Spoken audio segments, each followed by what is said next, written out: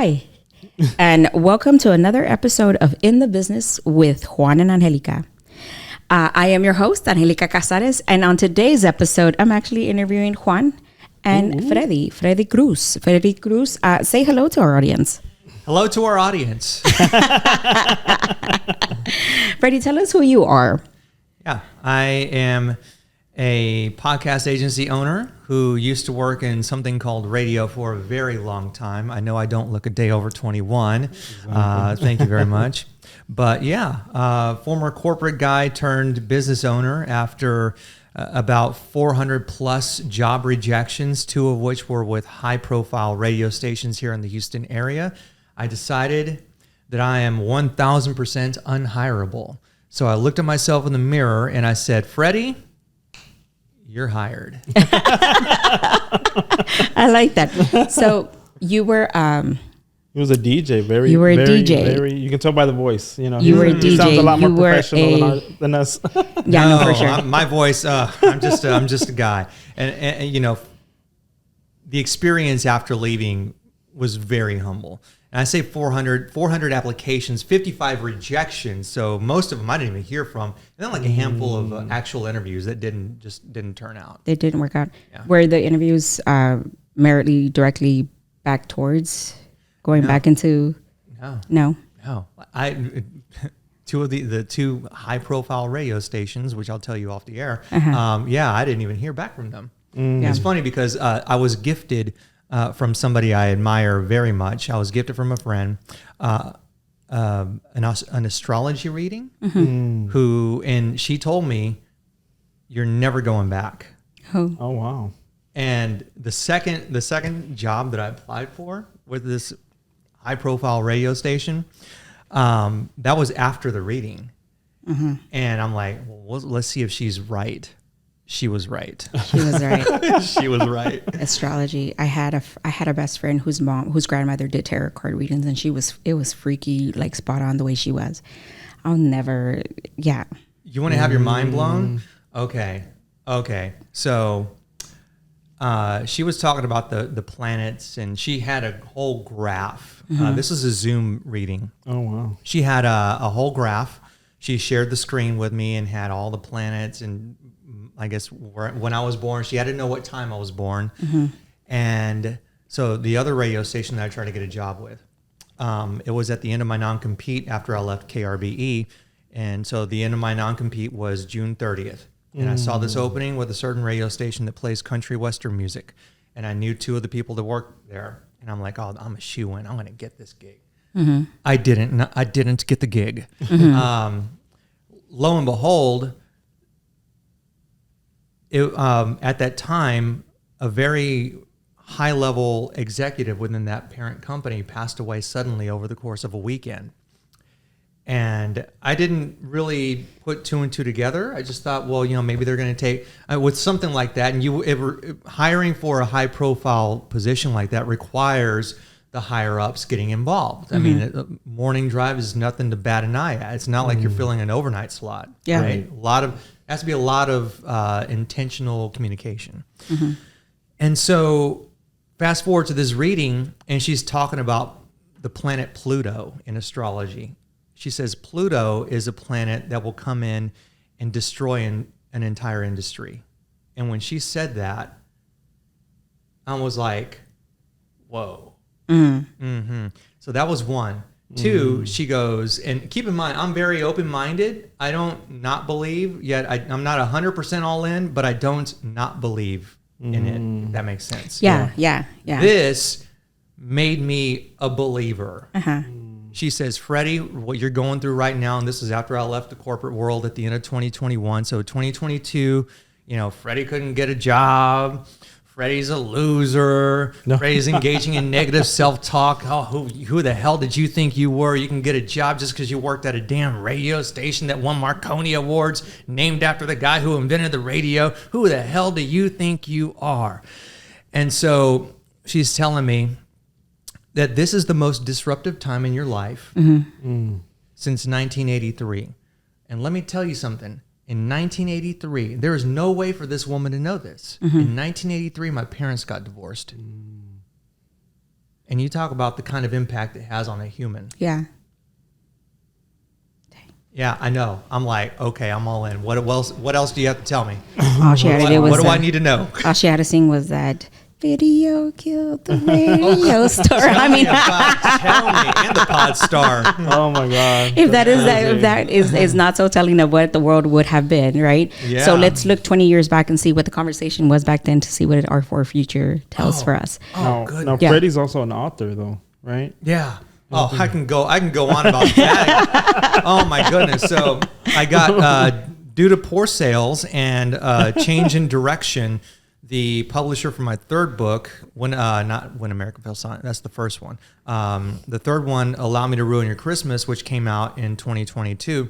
The publisher dropped the book in November of last year. And I'm like, okay, so I'm not going to have a book to market for the holidays for 2023. Perfect. That's amazing.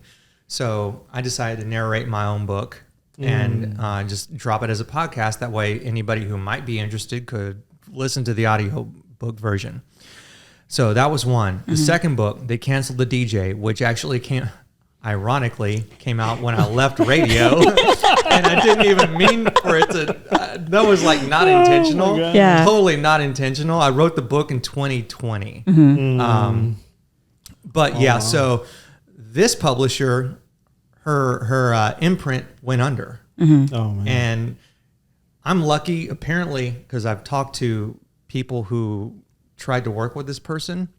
I'm lucky that I even got a book because this person screwed over a bunch of people. Really? Who paid in advance to have a book. Oh my God. Yeah. So watch who you work with. Yeah. So, Yeah.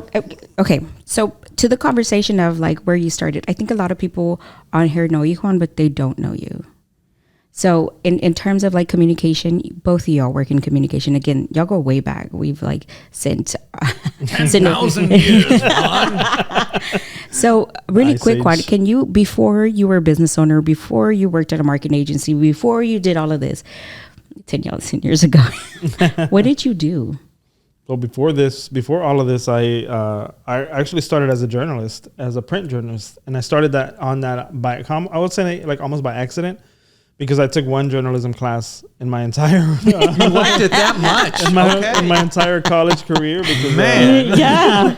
I was working at the phone company back then, and my purpose in getting a degree, I was like, I'm gonna get a management job. So I'm like, I need a degree to get a management job. So but I settled on communications. So I did get a degree in communications, but I hadn't taken any journalism classes, and then I said, hey, you know what? That might be fun. I always liked writing as a kid. And I was like, that might be fun. I might try it. And I went on, took that class. And then in that class they told me about some internships, or somebody went in and said, you have to do an internship or you wasted 4 years of your life. And I was like, okay, I need to go to get some internships. So one of the internships that I did was at Univision here in Houston. And there, through a project we were doing, canvassing, I met a journalist at the Houston Chronicle who was a journalist or a columnist at the Houston Chronicle. And she's the one that connected me. And so I started out as a journalist, and I did that for like as a freelancer mostly. I really wasn't ever like a staff writer for anybody, because I was for a Spanish newspaper for a couple of years, or not even a couple of years, maybe a year. No, it was a couple of years because you even moved to San Antonio. Rumbo. That's right. Yeah, that's right. I did that for. Do you remember that publication, Freddy? What's Rumbo? Rumbo. It was like a Spanish. It was a Spanish startup. magazine.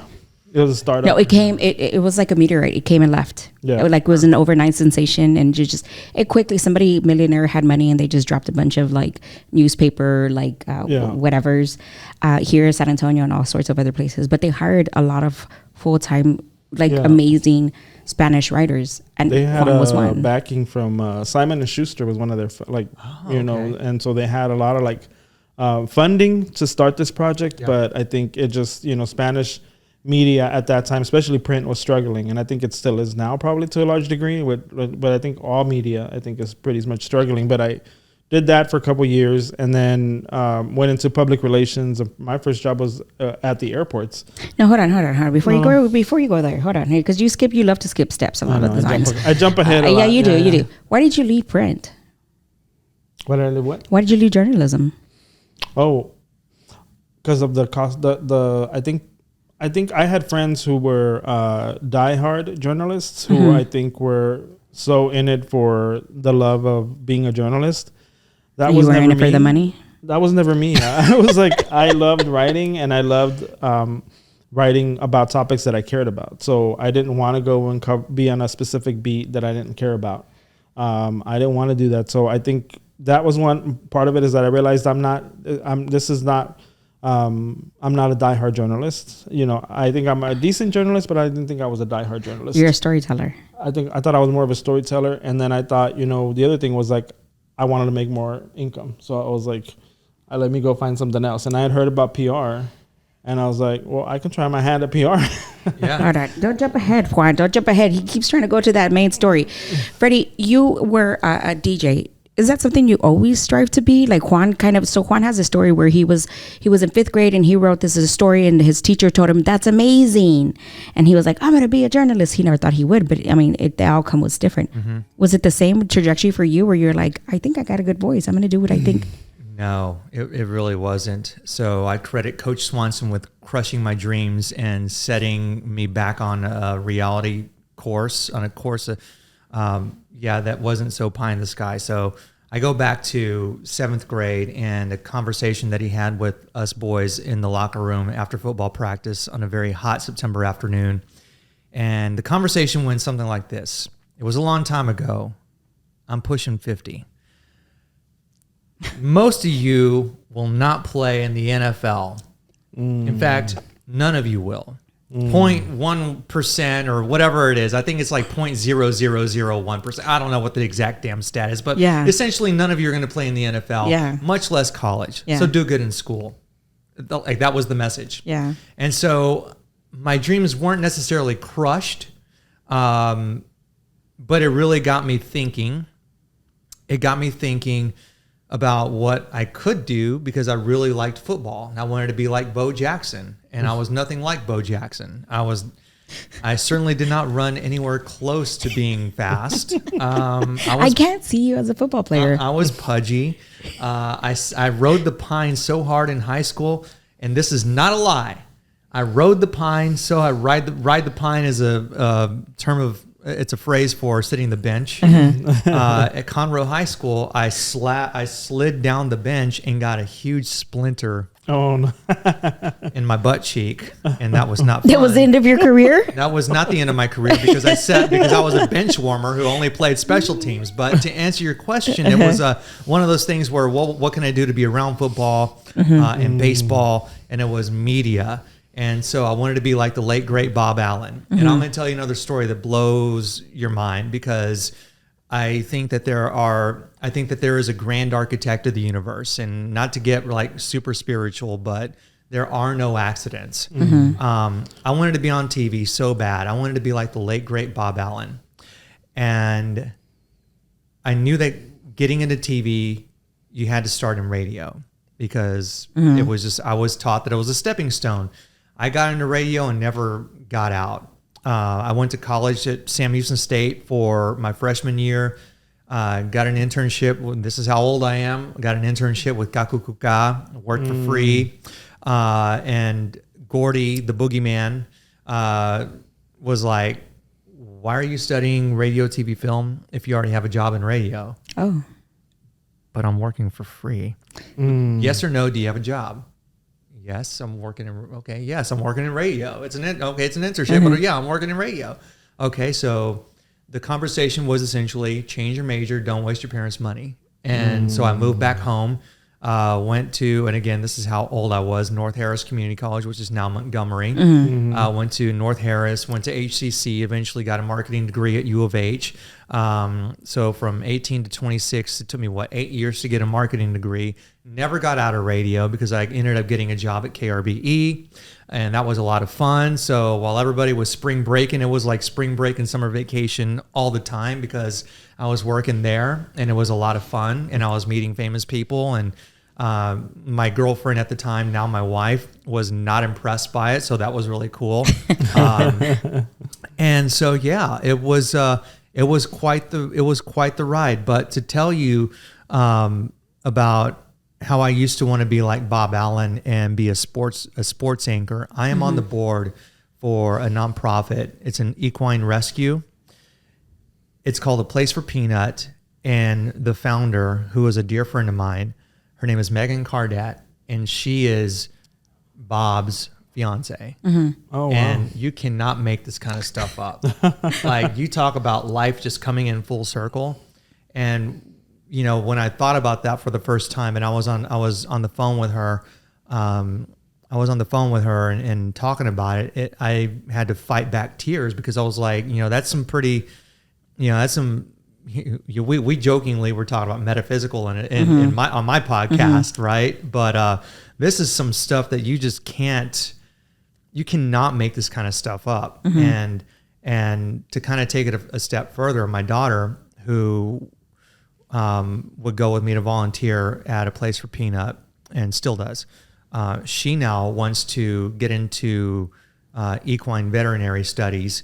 Not sure where exactly she wants to land, but she's going to LSU to study the veterinary sciences because of A Place for Peanut and because of Megan. And so that's like one of her heroes, so to speak. And so, I mean, everything just comes back. And I guess the larger point is that there are things that you have no idea that will happen for you, with you, to you. There were people that are going to enter your life that you have no idea that they were meant to be there, that you would have never guessed 10 years prior or 20 years prior. I'd never met Bob. I wanted to be like him. And lo and behold, in 2017, I met on the same Sunday morning show, which I met you on. You know, I met Megan and Jane Edison, and that was when I met Casey Curry for the first time, back when she was on the TV. I mean, it's wild. Life is something. Yeah. Oh yeah. There's a reason the world is round, because things come back around. So, I guess also in addition to asking you guys, like, what was like for you while you were trying to pursue your career, you are both in a very different time of your life. For me, I like to call this the second start, right? So this is like the second chapter, and there's usually a trilogy, which is the third that happens later on when you slow down completely, and it's just a focus on you and how you want to live out your life. But at the second start, a lot of people find themselves again. They find they're different. They find they dig deep into their hobbies, or they dig deep into like who they are on a personal level with their family, their friends, and what they really want to learn. So when we were talking on your podcast, Freddy, I heard a lot of that, right? It was a lot of, I think I suck, but it doesn't even matter if I suck. I think I suck. I'm good at sucking. So this is what I want to do. This is what I'm trying to get at. If what I'm saying, does that resonate true to both of you at any point? Like, this is your second coming? Like, this is your debut to who you are, truly being honest to yourself and the public and the rest of the world? I mean, I think there's definitely something to be said for at your 40s, kind of realizing that, like, oh, you know what, like, you come to a lot of realizations. Like, you know, I'll share something kind of personal that for me, so we recently, like 2 years back, we moved to like part-time to Arkansas. I had always lived in Houston, I grew up in the Valley, but I always lived in Houston since like 10 years old up. So Texas is all I've known. I bet you fit in Arkansas. Yeah, he does actually. But you know, so we moved to Arkansas, and you know, I initially, you know, was thinking of that as like, okay, you know, we'll try it. But I didn't expect all the personal growth that I would have as a person, because there's so many realizations that I had, like being there on my own, without my community, without my family, without people that I've known, you know, I feel like all my life, you know, here in Houston. Now I'm like, okay, now you're here, and it's just the two of you, and you guys got to figure out how to navigate in this new space. And in that process, I've learned like so much about myself. Like, you know, what is it that I truly, you know, enjoy? What is it that I truly want to do with my time? Like, what is it that I, you know, truly care about, you know, from moving forward from 40 plus? Like, I think we alluded to earlier on your podcast that I'm a workhorse. And I've always enjoyed that. I've always taken pride in that. But then I had to take a step back and say, what besides a workhorse am I? Yeah. And then I had to try to figure that out. And it wasn't easy to navigate. It was like, it was hard. And I told Anjelica, I think at one point during the year, I was like, this is the first time that I actually feel like an adult, like in my entire life. Like I've always kind of been like, I know I'm an adult, I know I'm an adult. I've had responsibilities of an adult, from a very young age, but I never really truly felt like a moment where I was like, no, the buck stops with you. You got to make the hard decision. You got to have the hard conversations. You have to determine like how people are going to perceive you. And it's not, so it was a lot of that. So that was hard because I was like, oh my God, like I actually am an adult, I'm the adult in the room now. Yeah. It's funny you say that because I was just having this thought on the way up here to record with the two of you about how much I've had to grow up. And I don't think it was doing what I used to do because it was top 40 radio and everything was, bubblegum and whatnot. I mean, I was very serious about my job. There was a lot of work and dedication goes into presenting the package of a 24/7 party. Yeah. And mixing it with news and local issues and whatnot. There's a lot. So I take it very seriously. And when people will hear me talking over a freaking Billie Eilish track and giving away $1,000, it sounds like fun, but I take it very serious. Yeah. There's a certain seriousness that goes into it. So it's not like I felt like a kid, but I was thinking about how much I really actually feel like an adult. I was on a fairly long conference call with a client and I was talking about my video team, and I've never in my agency's young life really felt like I've always stuck up for them. It was different in this context because it was a new service that I had been rolling out. And so I was talking about them in this context for the first time. And it was the most that I had ever spoken about people that work with me that I hired. I shudder to say, oh, they work for me. My partners and my associates, they work with me and they're my team. So,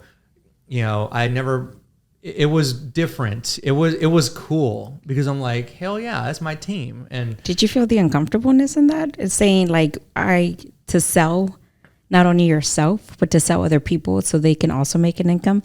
It's very comfortable for you to be able to fail on your own. But when you bring others with you, was that uncomfortable? Thinking that you didn't even want to tell them that this is a possibility, an opportunity because you didn't want to get their hypes up? Well, with this particular project, I actually hired them to do a video spec and an intro and an outro. And it was like, well, let's not count on it because I don't know what their budget is, but I'm just going to shoot for the stars. And to me, it's like, if you shoot for the stars, maybe you'll land on the moon, and landing on the moon is amazing. Yeah. Because most people don't even shoot for the stars. Most people just live in this mundane averageness of like 9 to 5 and yawn, boring, and I think that there's so much untapped potential within all of us that, if you don't shoot for the stars, why are you even here? What are you doing with your life? And so I told my team, I'm hiring you for this, but let's just not count on it. Yeah. But you talk about being uncomfortable with not, because you have to be able to pay your associates in your team. And I had to let go of a VA. And I had a VA. I had him for 2 months, and like sometimes they just don't work out. And that's the hard part. Yeah. You feel bad. Yeah. Things happen, like not enough clients. Yeah. And like, sorry. And he was the nicest guy. Yeah. The nicest guy. And I really wish it would have worked out. And it didn't. But nicest doesn't pay the bills. No, nicest doesn't pay the bills. And it's like, what kind of, I'm not gonna expect you to work for free. And actually that was a conversation that we had on direct message, was like, I'll work for you for free. I'm like, no, I can't do that. I want to be able to pay you, and I'm not going to take advantage of you. Yeah. This isn't an internship. I hired you to be a part of my team, and I'm not going to hire you, and then all of a sudden not pay. Going to hire you, and then all of a sudden not pay you. And I think something about maybe, I don't know, the currency exchange rate probably made him, I don't know, maybe it made him feel guilty, and that was why he wanted to work for free. I don't know. I don't know. Yeah. But yeah. So talking about coming to terms of who you are now, if you could give that advice to another, we always have conversations about young women, and I do. I love talking about young women, young Latina women. But I have a son who's 21, and sometimes I feel, let's not go into the conversation with him. But what would you say to a young man who was in your position, who was trying to find a way to figure out what he wanted to do? Would you tell him, make the mistakes? Would you tell him, or what would you say? Is it different when you talk to a young man than when you talk to a young woman? I would say I think for me, I would say put yourself out there, because I think to what you were saying earlier, I think not a lot of people shoot for the stars. And I think a lot of times we hold ourselves back because we're like, oh no, I don't think I can do that. Or no, I don't belong there. Or, there's so many things that we say to ourselves. And I think sometimes even culturally, we can say to ourselves, as young men, oh no, that's not something that I'm supposed to be that is for me, or that's not something that a guy does or whatever. And I think there's so many things like that, even emotionally, that you can be oh no, we don't I don't talk about my feelings, or I don't do this and that. And those are things that in the long run, if you can get okay with sharing your feelings, with expressing yourself, it's going to benefit you so much more in life, in your career, if you're becoming an entrepreneur. But I think, along with that, just putting yourself out there, just going for it. I think if you're young, that's the time to do it, right? Don't wait till you're 40 and you're like, oh, let me just jump in. Although you can do it then too. Yeah. But you're just at so much a bigger advantage if you do it early, because then you kind of learn the mistakes as you go. You know what you like, you know what you don't like. You figure out okay, I'm pretty good at this, I'm probably not that great at that, Mm-hmm. And you kind of build from that. And I think that's what I would say. I don't know that there's a difference in how I would talk to, because I have an 18-year-old and a 19-year-old, and they're both girls, women, adults. I'm not That's old. hard. I'm not old, I promise. Okay, maybe I'm ancient. But I don't think I would talk to, if Kat and Angie were boys, mm-hmm. I would tell them the same thing. I would tell them that it's okay to lose, and it's okay to lose over and over and over and over and over and over and over and over again. Mm. But the moment you give up is the moment that you really lost. Mm-hmm. It's the moment that it's absolutely not going to work out. That if you just give up and you have as much as I don't like the word hope, but I know that it's necessary in certain instances, but once you start to feel that hopelessness, it's gone. It's just, you got to find a reason why it is you want what you want. And so if you're wanting to go into real estate, or have a restaurant, or if you're wanting to have a social media agency or a podcast or whatever, you have to be willing to do the work, to suck at doing the work, to suck even more at doing the work, to mess up at doing the work, to go back to sucking and being terrible, and to do it with no audience at all, because you don't know when that audience is going to show up. And the moment when you least expect it, you're going to end up with a win. Mm-hmm. And the experience and what I've found is that when you eventually do end up with a win, you don't get high on your own supply. So the constant losses and the constant setbacks is what helps you propel from one win to, all right, what's the next journey? Mm-hmm. Now, okay, we got the big client. Now what? Yeah. Because, I think because inevitably you're going to have setbacks. Inevitably you're going to have things that you don't feel good about, failures, whether it's a relationship, whether it's a job that you got fired from, or maybe it's a business that you started and that fails, you're gonna have those setbacks, and you're gonna happen throughout your life, all along your life. Even like talking about a divorce, like that can feel like a setback as well. So I think there's so many things along your life, and if you don't set yourself up to like be able to like at least handle it, or at least like work through it, then you're just, whenever anything happens, you're not gonna be able to handle it. Yeah. When I was working before going to school, and I had like a 9 to 5, right? I used to dread going to work, and not because I didn't like it, but because the fact that I was completely dependent on somebody else, and my pay was always the same. There wasn't a thrill behind it. It was very comfortable, but there wasn't any. I didn't know how to live in calmness. I like the chaos, and so I think for me specifically, because me and Juan are obviously in business together, but for me, the highlight of what we do today is the unexpected. I don't have to be somewhere specifically to do what I want to do. Mm-hmm. I can, if I wanted to, start and stop a project if I want to. So when we think about what that looks like, is that a dread?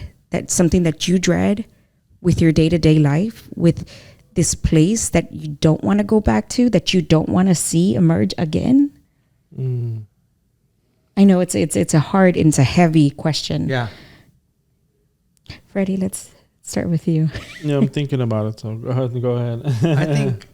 I think working a 9 to 5, and I never really thought of it this way.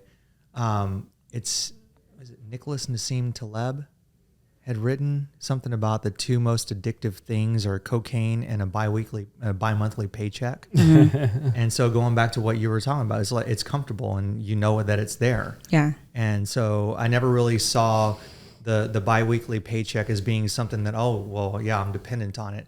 Oh, gotta give me that check. Go back in. Gotta show up at work. And it's the same thing over and over and over again. And look, I used to love what I did. Mm-hmm. It was a lot of fun. I got out while it was still fun. And they offered me a pay cut and I refused. But I will tell you that it's just, I didn't realize how much I had set myself back. And again, I don't regret doing and being in that same world, in the same position for 16 years. But it does come with a price. And I think the price is complacency. And you don't really realize just how small you are in the world until you have to upend what you're doing. And I am afraid, I am so scared right now that Juan is going to bleed out from his lip from his shaving accident. At some point, one of us we got to address that, because I'm like, I keep dabbing my face because I cut my face with a razor on the way over here. So speaking of that, Freddy, Juan, you are you look very uncomfortable with your lip. I'm so sorry you're in the middle for this one. But so when you talk about like that you're not regretful for what you did in the past and how you worked and where you got to where you are today, right? I don't think there's anything wrong with those who really do like working the 9 to 5, where they like their nights, we need those. Yeah. They like that. They like their weekends free. They want to do whatever they want. I don't think there's absolutely anything like to shudder about, like, oh my God, I can never do that. No. Those people exist. They're organized and they're amazing, and they know what they have planners. They got 3 planners. I buy 10 and I still can't keep one together. Like, I think it's amazing. I honestly do believe it's amazing. They have a lot of qualities. They have a lot of things that they can bring, obviously, to Mother Earth and be able to give what we need, right? But again, when I say I dread like the 9 to 5, I was physically nauseous sometimes, to where I could not. And I was like, okay, I have a problem. Mm-hmm. I have an addiction to not wanting to, because I get nauseous. Like, I was literally nauseous over it. And I didn't want to do what I wanted to do. And I didn't want to perceive, like, I was like, oh yeah, I'm just, I'm too good for a 9 to 5. But it was going to make me very unhappy. And I knew that. For me, I felt like that was the only thing out there. for a long time. I thought that was the only way, to have a 9 to 5 and to get the semi, monthly payment. And that was, that was what you did. There was nothing else. And so, to like think beyond that, I think is a challenge. And I think one thing that I've been thinking about, back to my like realization that I'm an adult in my 40s, like one of the things that I've been thinking about like a lot lately, there's a story that my family likes to tell about me, that when I was very little, we lived in the Valley, and there was mostly like either you were Mexican or you were Caucasian. And, a lot of the Mexican people would sit in the back of the church, and most of the Caucasian people would sit in the front of the church. Not because we were segregated, but that's just the way people sat. And, my family would always make fun of me because they're like, since he was little, Juan would run to the front and he would sit up in the front with his friends, and we'd be like, Juan, come back here. And I think sometimes you think about, like, now I've been thinking a lot about like how, as a child, you already have a lot of who you are formed, but then we go through so much BS that kind of alters that, twists that, and then you forget who you really are. Yeah. And so I feel like now, like, I'm like, when I think about me at that age, I'm like, I already had that, like, fearlessness of just being like, I'm just going to try this. I'm just going to put myself out there. And I'm like, wow, like, had I like tapped into that, had I realized that so much sooner, like, who knows what else I would have been able to do. Right. Yeah. It's unfortunate because it just seems to be beaten out of us. Yeah. Out of everybody. And the ones that it's not beaten out of, they're the ones that are going to the principal's office and getting suspended. And getting that beaten out of you, right? Yeah. To be complacent, to fall in line, to be the things that we need everybody else to be. Yeah. My mentor actually told me, it's like, a lot of the schooling is just to prepare you for that position, exactly, that 9 to 5. Exactly. So you're invested from the very beginning. Mm-hmm. We teach you to be invested from the very beginning. Yeah. And I was like, I never thought of it like that. Yeah. They don't teach you the independence. They teach you how to do your job good. We want workers. Yeah. We want workers. It's my daughter told me, you should know about the Rockefellers and the worker quote. And she showed me something that she saw on TikTok. And I mean, and that's the fun thing about having an adult kid, is that you can have like these wild conversations. Amazing conversations. Yeah. And it's crazy just seeing how a young adult can form their view of the world. And sometimes it's like, dad has to dial you back a little bit because that's not how it works. But, figuring out and to kind of circle back to what you would tell somebody, whether it's a female or a male, it's putting yourself out there. It's allowing yourself to screw up and learn from what it is that didn't go right, and just keep reiterating.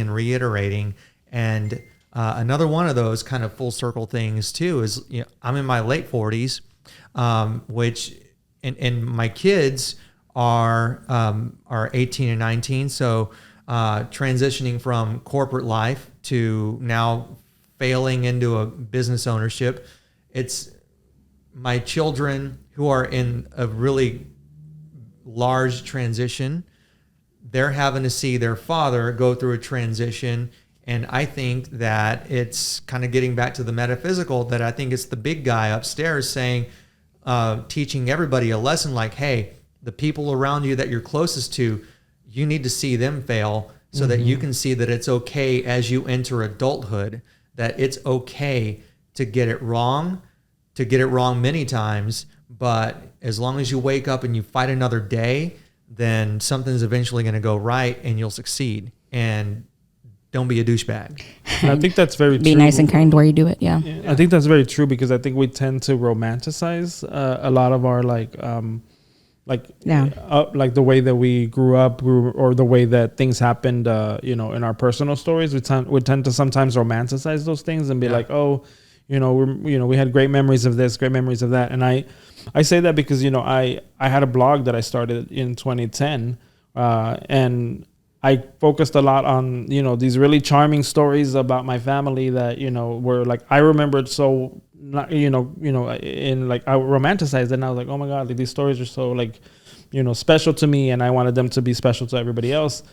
But I didn't like, there were things that happened that weren't great, and I never talked about those things. And I never put them out there because I didn't. I was in my own head, like kind of talking about like just the positive. And I think when, it's a disservice to yourself to not be able to like talk about and share like your full story, I think, or even to yourself, even if you don't do it publicly, but I think just for you to accept it, I think is part of your growth as well. Self-awareness. Yeah. A lot of the times I've listened to a lot of entrepreneur podcasts and a lot of these kind of conversations that we have. They tend to romanticize also entrepreneurship, right? It's great. It's amazing. You just got to grind. You got to get up. You got to hustle. You got to do. Yeah. And I'm like, so I did that the first, year or two. And that kind of just spread me so thin that I inner exploded, right? So I imploded basically. And it wasn't good for life. It wasn't good for my family. It wasn't good for myself. It just got stressful. And it wasn't like all that great. But then you have those who just self-pity, right? The thing that you were talking about earlier, who just self-pity that nobody wants to work anymore. Nobody wants to work with me. They don't know what's good. And I'm like, well, I don't know if they know what's good. Maybe they're just not looking for your service. Maybe it's your service. Maybe. So how do we combat the fact that, it is entrepreneurship. Yes, it's exciting to be in entrepreneurship, but there's a honeymoon stage and then you actually have to work, right? Because we got to make money. Yeah. So how do you stop working? Both of you guys have worked in the 9 to 5 and you're both entrepreneurs. There's such a vast difference. There's a big difference. There's a honeymoon when you first get the job and you're like, oh my God, I'm getting paid to do this and to do what I like. And Juan was the same way. He was like, he's working in a big corporation, making really good money. And I was like, we went from a salary of like $30K a year for like a family of 3 to like almost, so there was a big difference. I was like, oh my God, I've never experienced living like this. And then I was trying to go to school and it was a different life. But how do you, I guess to my questions, how do you like not do that, not romanticize, but then not be so, I want to say ignorant. Poopy pants? Yes. Yes. How do you like not be so negative about it either, about the 9 to 5, but you don't want to romanticize entrepreneurship either? What do you do? What do you tell the people? Because I want people to succeed in their entrepreneurship, obviously, right? Because you have to know when to say when. Yeah, I think it starts with, if you can't pay your bills, then you obviously have to go back to work. Mm-hmm. And you ever heard the term go for broke? Go for broke. Go for broke. Where you all in until you go broke. Yeah. I don't think you have to do that. And this goes back to romanticizing owning a business and being an entrepreneur and working with who you want, where you want, whenever the hell you want. Mm-hmm. And there are stories, and I'm sure you've heard them, where it's like, I was $30,000 in debt, and I couldn't pay the payroll, and then I made it through the valley of despair, and I'm here and pounding my chest as the 800-pound gorilla in my industry, and I'm just thinking to myself, you know what? I paid $2,500 to be at a booth at a trade show, and that hurt when none of my leads would email me back. And I don't know that and I didn't charge anything. Like, I paid cash for that, so I was very fortunate. I don't see myself going into any kind of debt just to make myself, it's like if the moment it starts to get to where I think we're going to have trouble paying bills, Freddy's going back to a 9 to 5. But I talked about not going back into radio and not hearing from those people. But there was a moment where I thought I was going to have to go back to traditional work. I tried to get a job as a damn barista, and I did not hear back. And that was probably the lowest, because I had told my wife, and look, we are not struggling. We're A-okay. And I told my wife that if I have to get a job overseas working on an oil rig, apparently they get paid very well. Yeah, they do. Yeah. And that's why I say that. Yeah. It's like, if I have to get one of those jobs, I'll do it. Yeah. Like, I'm not above anything. Yeah. I'm just not. that was a low point because I had always told her nothing is beneath me. Mm-hmm. I wasn't taught that growing up. And I mean, I'll never get to that point. Mm-hmm. I'm just saying that if I got to be on the street begging for money, I mean, okay. Yeah. Whatever. I'll work at a fast food, but I mean, like that was close. I tried to get a job at a high-end coffee shop as a barista, and they wouldn't even call me back. The reality is you were probably overqualified. That's the thing. That's what I heard, and I'm like, but let me tell you something, Juan. But in the moment, it doesn't feel good. Yeah, it doesn't feel good. No, because you're like, all right, I can't even get a job at a damn coffee shop. Are you kidding me right now? Like, what the hell? Like, who am I? Who am I? But you have to like do the opposite of when people like spruce up their resumes. You had to like take your resume, dumb it down or something. Take stuff off your resume. Shift hours. Put the overnight shift. But to your point of like you have to know when is when. I think you also have to know when it's time to think about your business first, and you might have to let employees go. You might have to do layoffs. You might have to like get out of a partnership. You have to think about those things and realize when it's time to do that, and get to a point where you can do it and not think about it too much. Because we made the mistake at some points where we thought too long. We let things go for too long, and then we had to get to the point where we were like, you know what? No, we have to, like, when it's time to do something, we have to do it, and that's it. What hurts when it goes for too long is that the money suffers. Yeah. And it starts to pull at your pocket, and you're like, I am burning holes. Yeah. So I think that's a really good point. When to say when, on both ends, like whether it's time to go into a job or whether it's time to, maybe cut some part of your team, or maybe get out of a partnership that's not working out for you. I think you have to know like when is when too. Yeah. I mean. Yeah. Okay. No. I think we can go on with this conversation, pero I'm gonna be honest, guys. We gotta wrap this one up. I know, perhaps at some point we can get back on and we can have this like in-depth conversations. I think with more time, definitely, Freddy. I love the things that you're saying. I think we got to know a lot more of Juan. Thank you for participating the way you did. And no, he did not bleed out. So sorry about that. Thank God. But with that being said, if you're listening to the audio, you're gonna have to watch the video. They're like, what the hell's going on? What do you mean bleed out? What's going on? Looks like Dracula up in here. But with that being said, Freddy, can you tell everyone where they can find you? Yeah, I'm on Instagram and on Facebook, the Freddy Cruz, or the Freddy, THE Freddy Cruz, and SpekePodcasting.com. Speke is named after my dogs, Sparrow and Zeke, who I got from Citizens for Animal Protection. I do some of the marketing work for them as well.